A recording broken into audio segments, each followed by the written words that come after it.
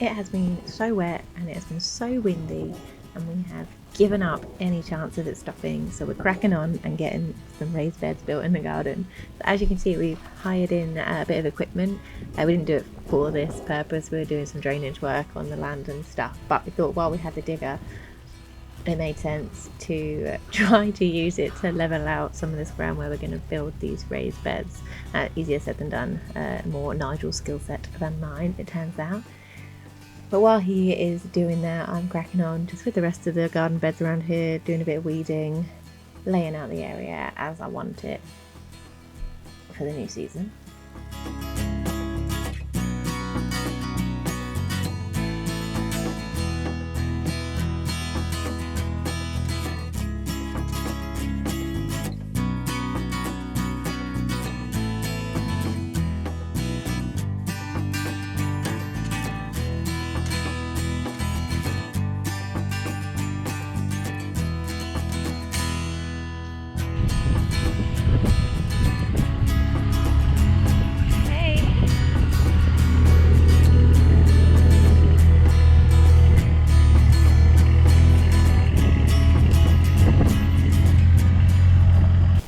It did take longer than I'm willing to admit to get the ground mostly level and all the blocks down here, but this shows you about where they're going to go, where these beds are, right next to the polytunnel, and it's time to start mixing some cement.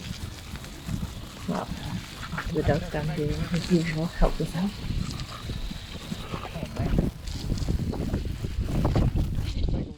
Now, to any bricklayers among you, it may be obvious that we are beginners at this. This is our first attempt at building anything with blocks and cement, so I thought a nice, easy, low risk way to start. It's only going to be 2 blocks high, and you know, at the end of the day, what's the worst that could happen? So we're giving it a go.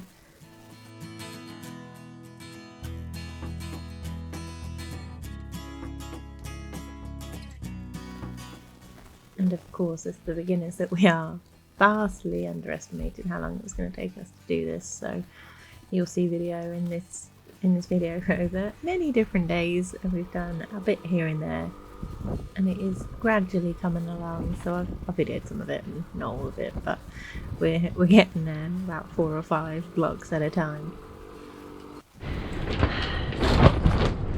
We've got yet again another storm going on. I'm hiding in the tunnel in the hopes that you might be able to hear me, but it's still pretty loud in here. I think we've had the worst of it now. It was pretty bad overnight. I think we got up to 90-mile-an-hour winds again here overnight, but everything is still here. Mostly the tunnel is getting pretty saggy now with all this wind, but I think once this one is over we'll come out a bit later on and tighten the cover up a little bit, because it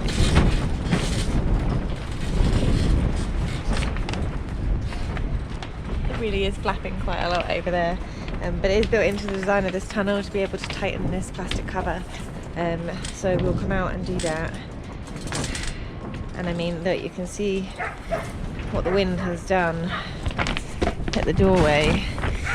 This is not supposed to be a big hole.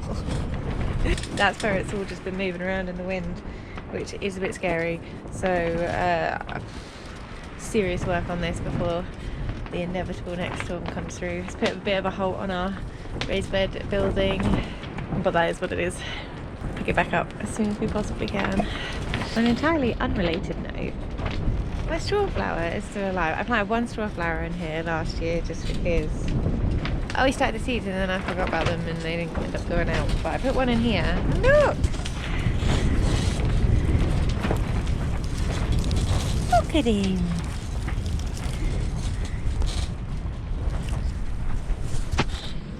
See, we didn't know that they were frost cloudy. Maybe it hasn't been that cold in here. I honestly don't know. Are we getting any in there? Not yet, I don't think.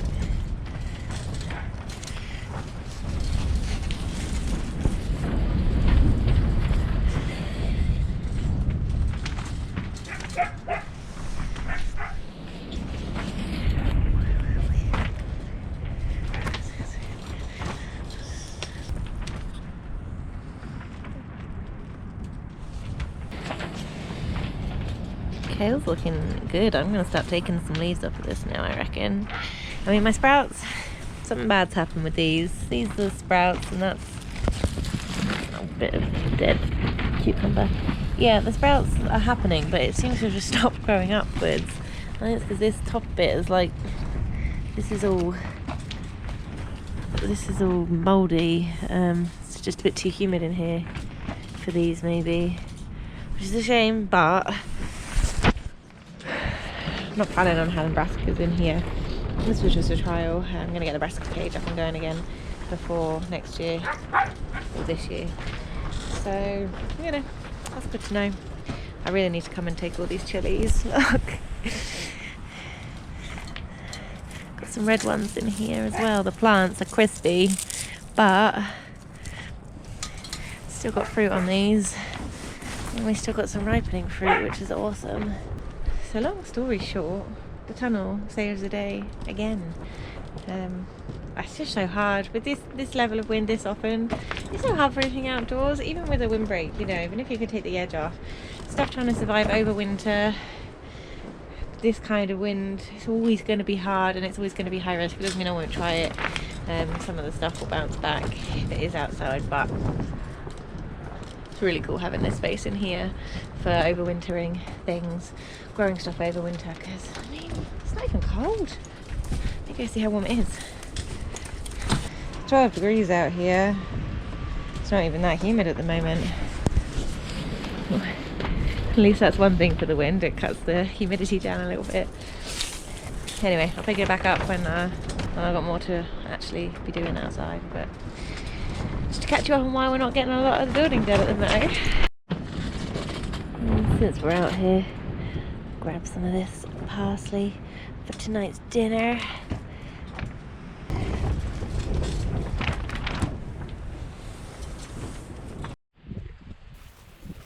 So I kind of forgot to close this video out, so I thought I would just show you the progress that we've made by the end of the week. It didn't go great, I'm not gonna lie. This was a bit of a damp squib of a week, but we did get the bed started. I am making some progress with the new no-dig beds in this area as well, so hopefully by the end of next week, by the next video, I will have this area looking a lot tidier, with most of the beds laid out, most of the paths laid out, and hopefully we'll make a bit more headway on these beds.